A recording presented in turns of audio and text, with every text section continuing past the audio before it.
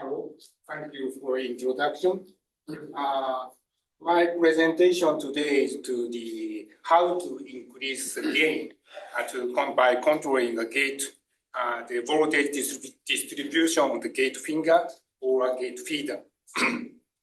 So you are going to my technical presentation. I'd like to briefly introduce our lab. The first one is the question. Where is Nagoya? Where is Nagoya? Do you know? Of course. Yeah, I know that.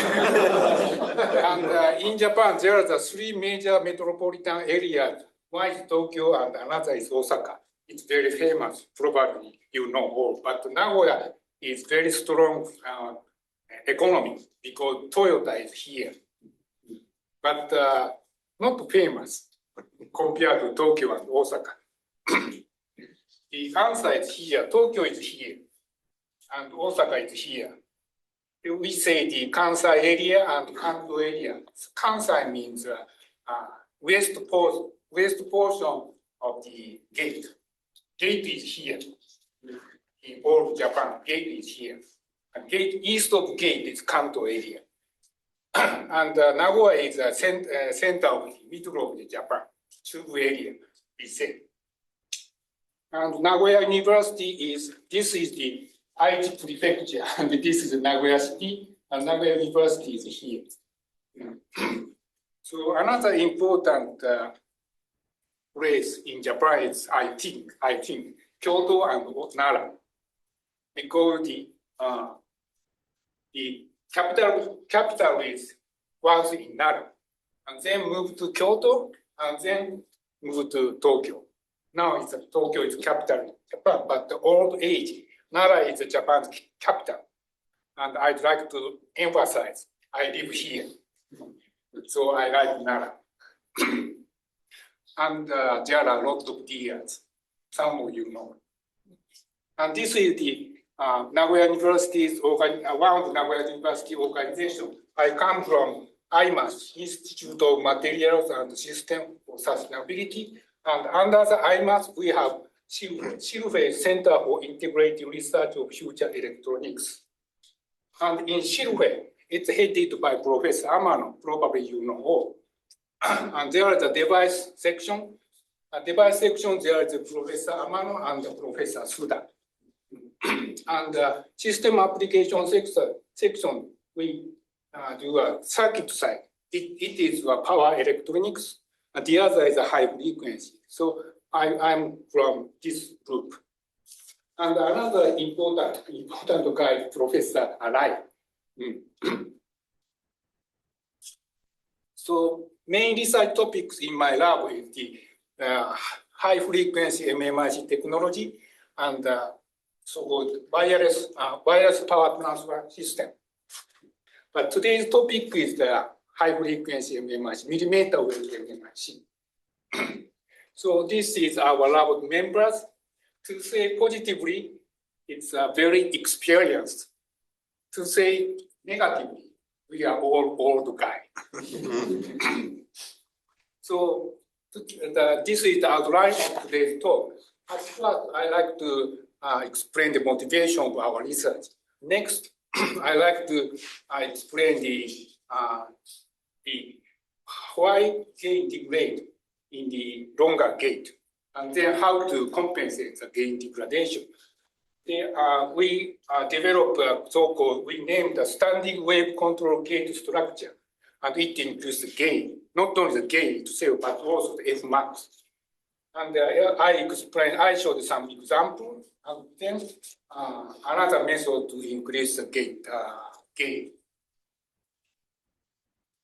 So I don't need to explain this shit, but anyway, the millimeter wave has this kind of applications, and maybe all of you know, use this chart.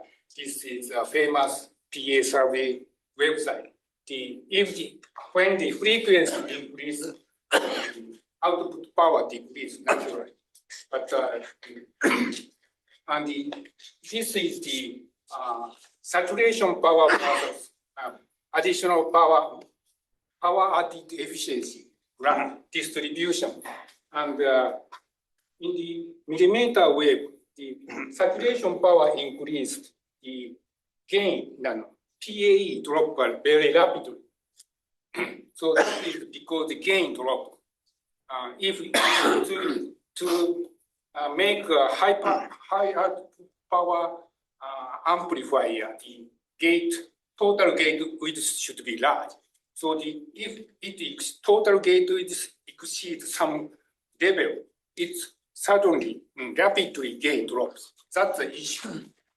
So when we discuss the gain, there are two important parameters of the FET. One is FT and the other is fmax. FT is current gain based, and fmax is power gain based definition.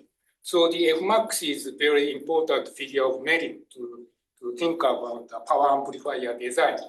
And probably you know the fmax is defined by the over the fmax there is no gain, and the gain can be increased by some feedback circuit, but fmax cannot increase. So those reasons, the fmax population frequency is usually less than half of the fmax. So it's because it's degrade power gain, maximum gain degrade 6 dB per octave.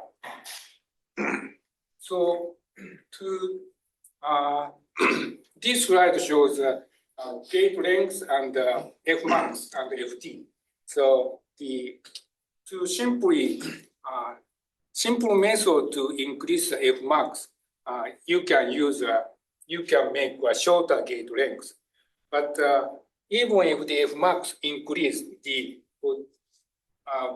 in power amplifier design, it's some difficulties because the shorter gate length drops the breakdown voltage. That means operation voltage become low. So the power amplifier design point of view, it's not good. And another important issue is in power amplifier design, we'd like to have the user big gate width, large gate width. But if we use the large gate width, gain drops.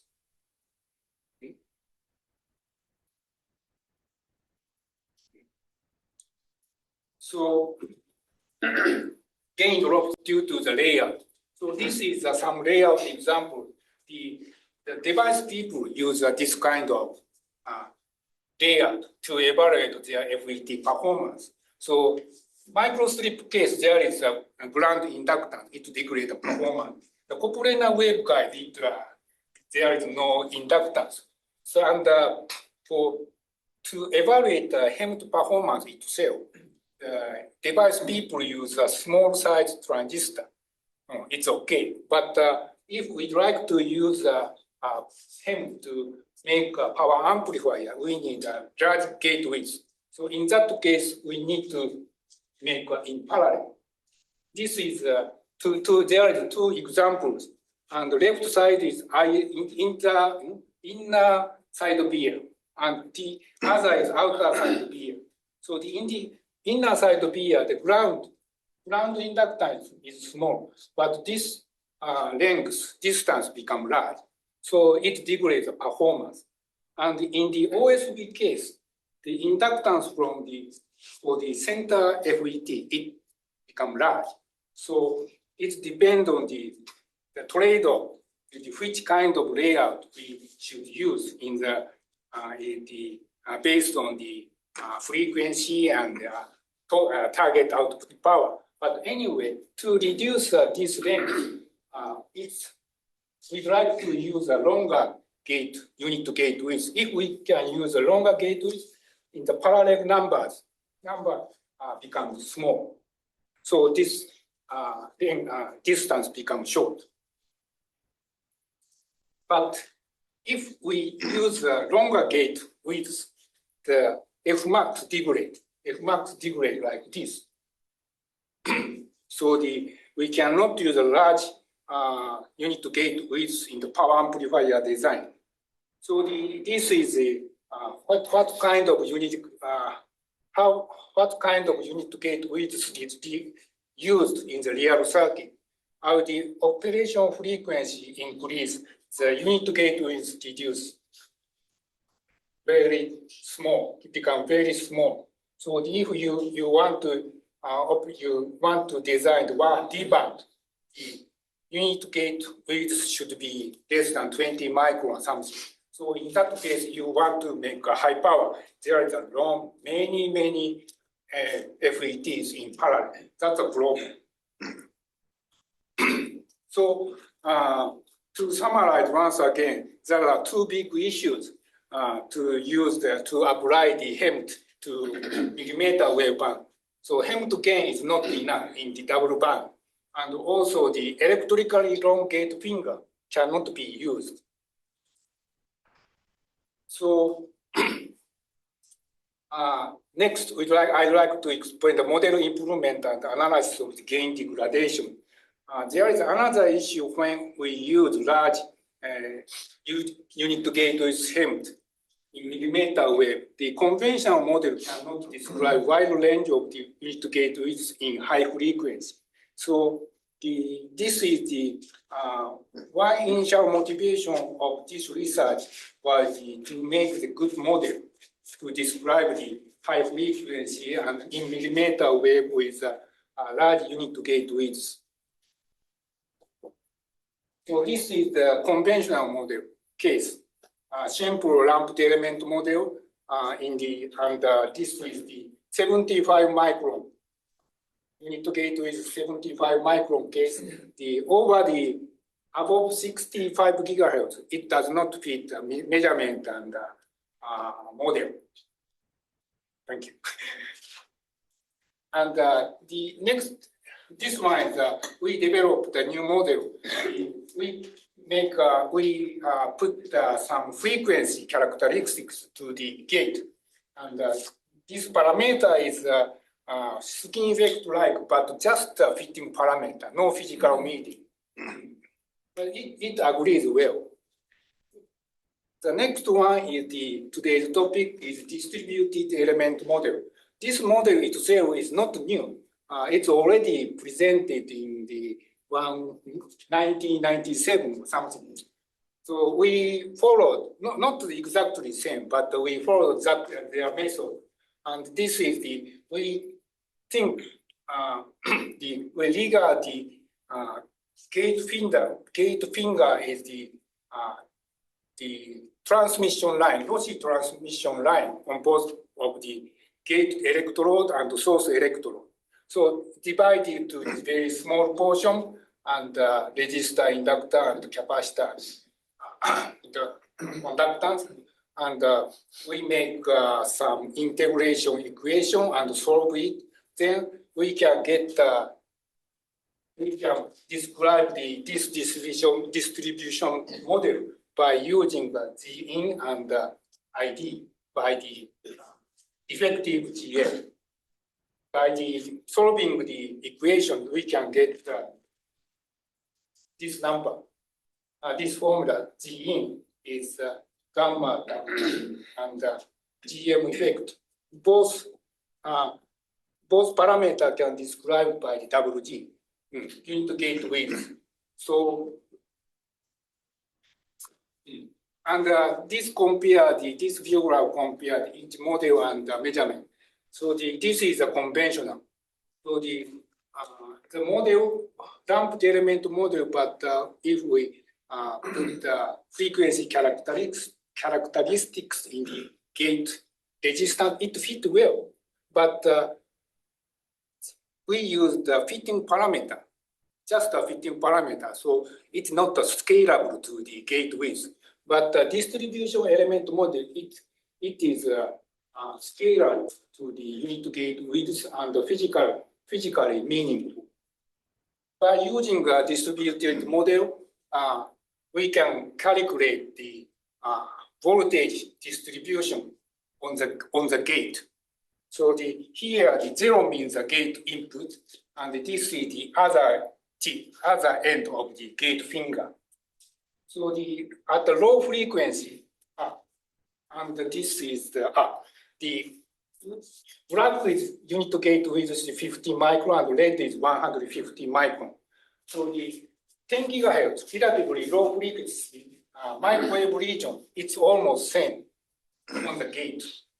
But on the 30 gigahertz and the millimeter wave, the 50 micron is almost same, constant. But the unit gate width increase, there is some distribution of the voltage.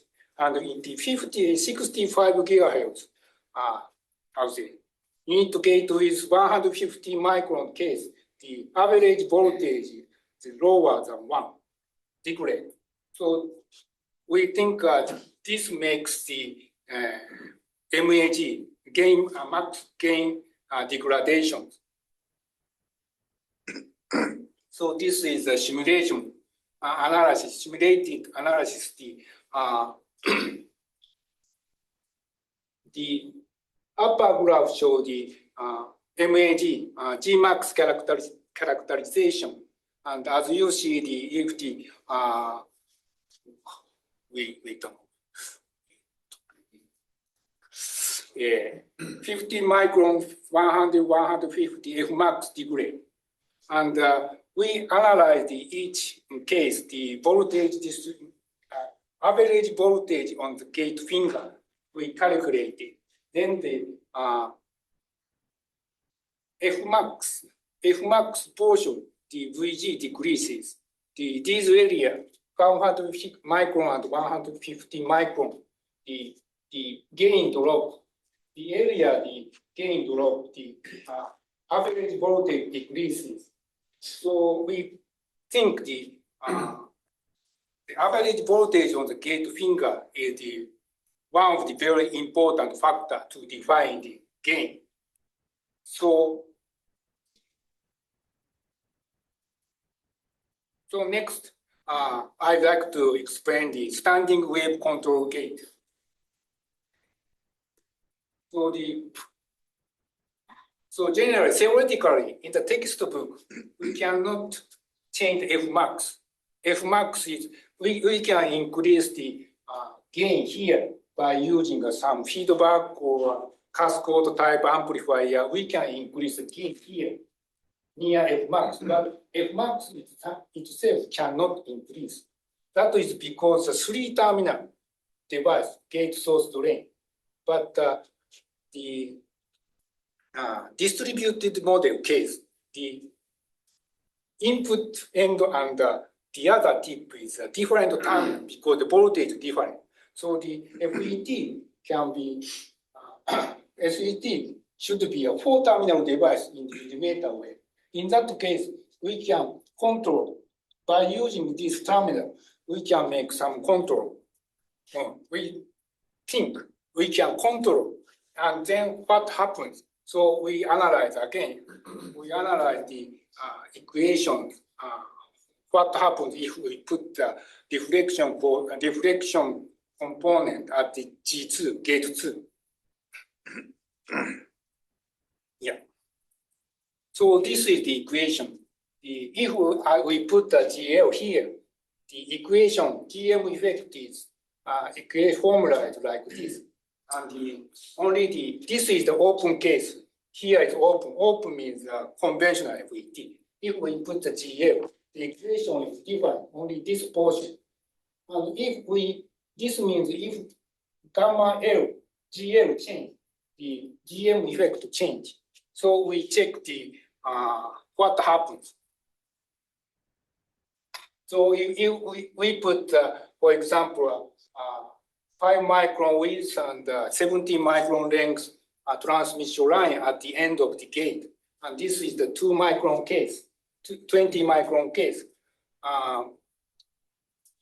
Blue is the conventional or open case, and red is with the transmission line.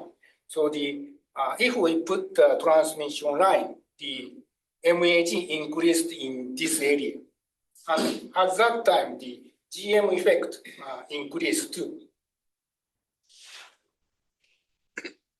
So next, we calculate the voltage distribution again. So when this if we put the deflection element, this area increase the gain, but this area decrease, of course. And what happened in the we ever calculated the voltage distribution in the 30 gigahertz. The voltage, average voltage, type it is small. Really is small. Sorry. Yesterday night, with my jet lag, it was before it was Japanese, so I changed the English to Japanese. So sorry. So in the 65 gigahertz, with SC gate deflection element, the average voltage becomes much higher than the conventional one. So the gain increased. This is analytical analysis of the SC gate operation. So then now I'd like to explain show the some demonstration. Professor Hara, before we move on. So independent of a ZL, right? The gate finger length cannot be longer than half a lambda, right? Yeah. So this gets to very close to half lambda already. Yeah. We're trying to push it close to half lambda. Yeah, half lambda. Yeah. I forget, but we tried some things, but it's not a half lambda. Near to half lambda. Yes, Yeah. that's what I think. Yeah. Yeah. Okay. Thank you. So this one, the first demonstration from us. We used 0.25 micron gate. So the 50 micron conventional FET, 50 micron unit gate width is 50 micron case. The fmax is roughly the 70 gigahertz.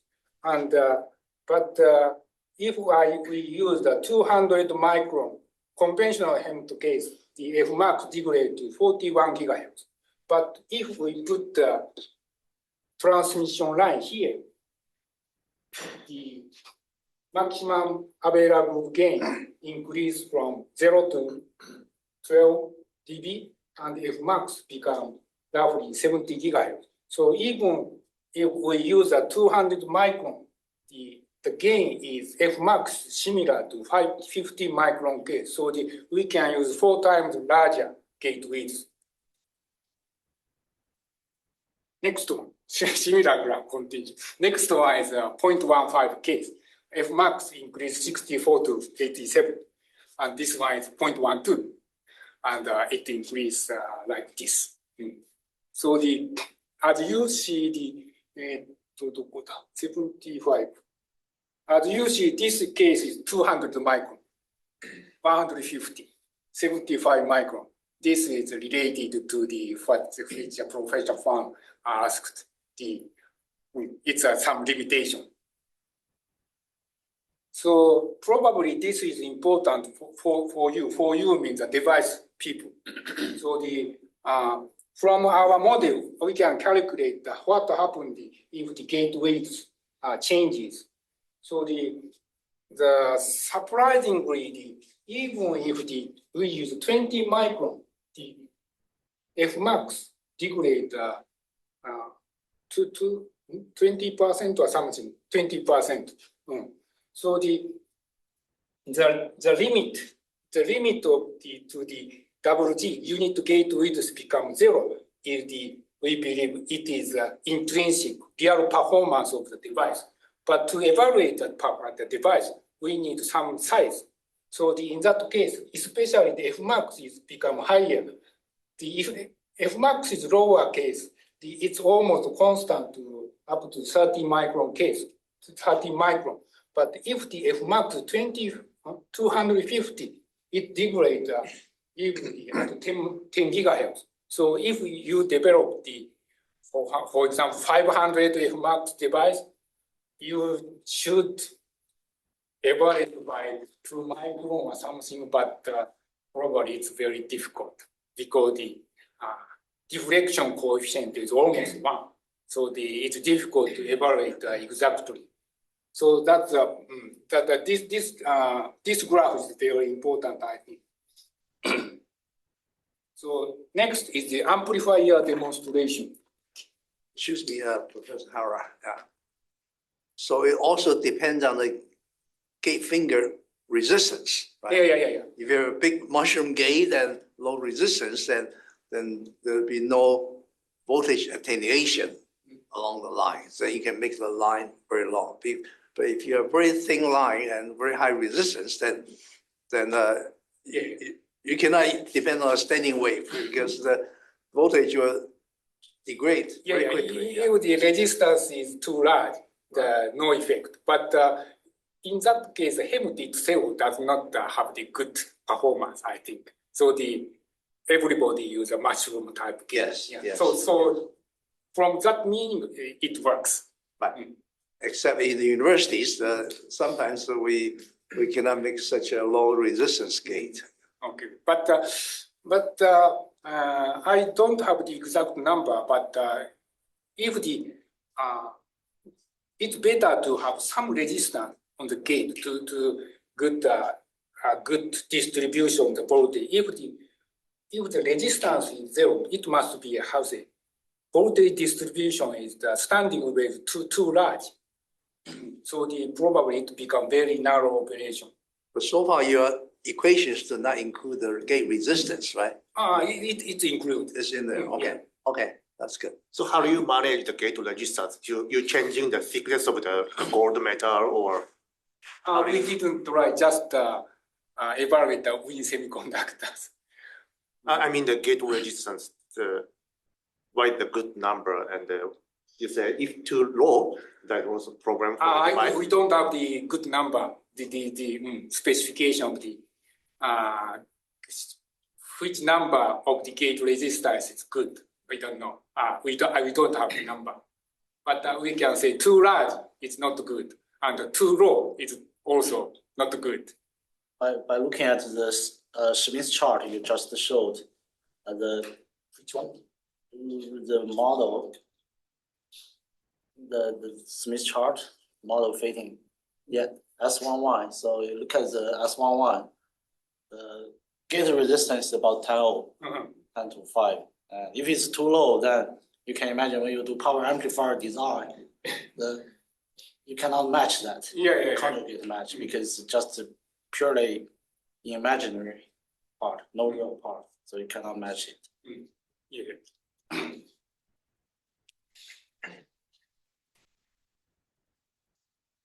So this is the 41 gigahertz amplifier by using 0.25 micron. There I showed this S parameter before. By using this SC gate HEMT, we make a 40 gigahertz amplifier.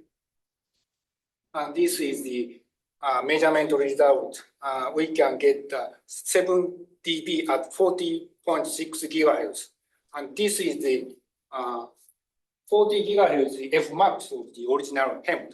So even at the fmax, we can get 7 dB gain by using SC gate. Next one is the double band amplifier by using 0.12 micron FET from wind semiconductor. It's a single stage amplifier.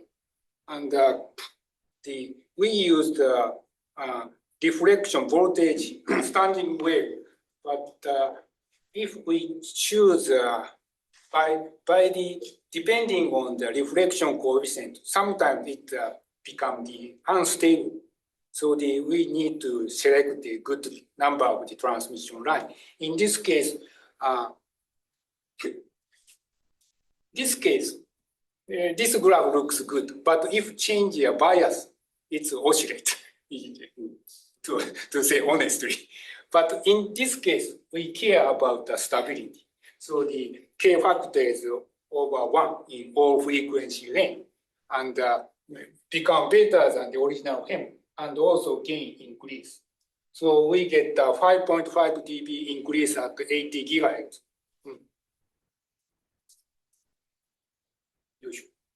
So this is the result. This is the left side is S parameter, and we get simulation. Roughly 6 dB, which is measurement. Measurement, solid line measurement. So we get 6 dB gain. And right side is the power performance. The P1 dB is roughly 14 dBm.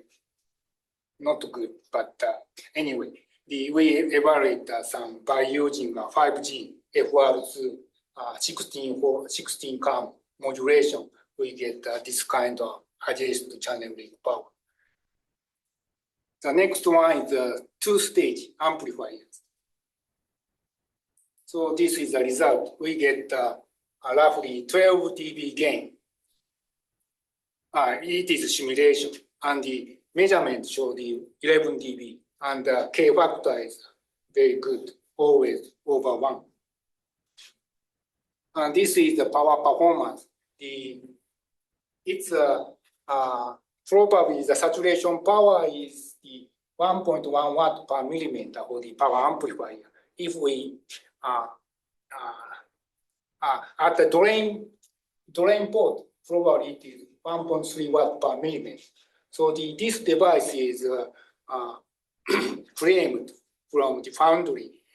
They claimed 5 watt per millimeter at 29 gigahertz. They use a small size hand. By their load put, they claimed 5 watt per millimeter.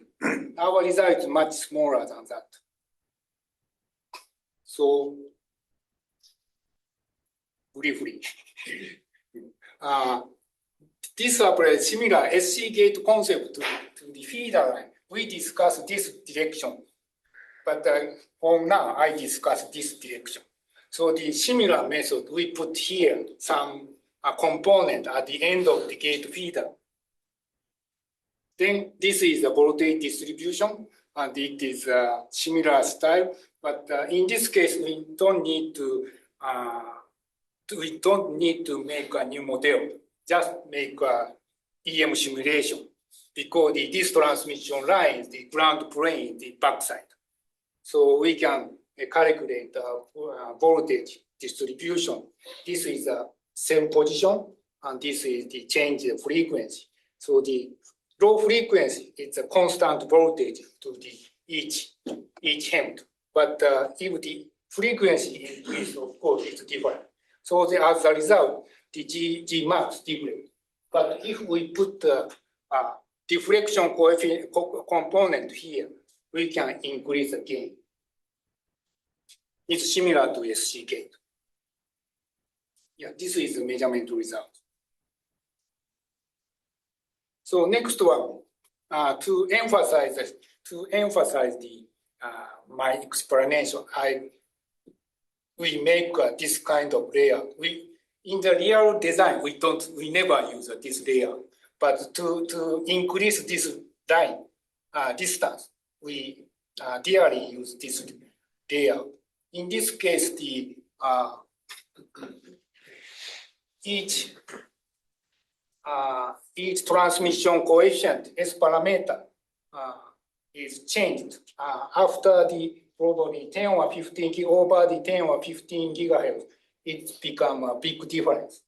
So the unit cell to multi-cell, the G max degrade over 15 gigahertz.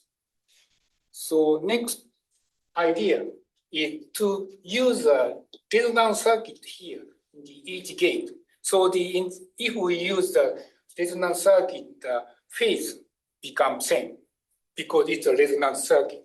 So if we put resonance circuit here, the especially phase is very the almost same over the 20 gigahertz. And this is the voltage distribution. The left side is without resonance circuit. Right side is with resonance circuit. So this is the upside is normalized magnitude, and lower side is normalized phase.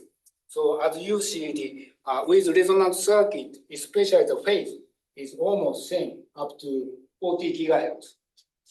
And so it can, each HEMT output can have added in the same phase, in phase. But in this case, it's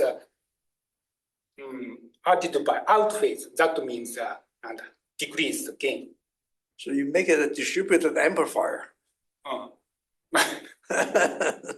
But anyway, this is the average gate voltage. It's each average of each gate.